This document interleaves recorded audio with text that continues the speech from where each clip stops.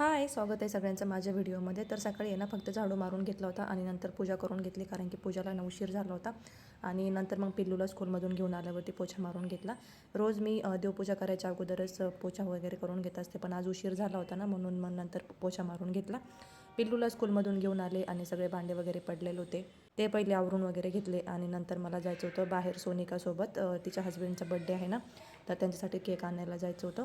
तर इथे केक वगैरे आणून ठेवला इथे फ्रीजमध्ये. आणि नंतर मग पिल्लू पण गेलेली होती सोनिकासोबत. 4-4:30 वाजलेले होते.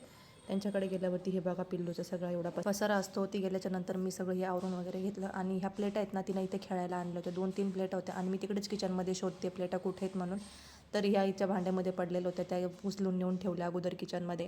हॉलमध्ये पण थोडासा पसारा पडलेला होता, तो सगळा आवरून वगैरे घेतला. इथे चटई इथे टाकून घेतलेली होती, ती उचलून वगैरे ठेवली. आणि संध्याकाळच्या वेळेला मला झाडू मारायची सवय आहे, म्हणून मी ते झाडू वगैरे मारून घेतला.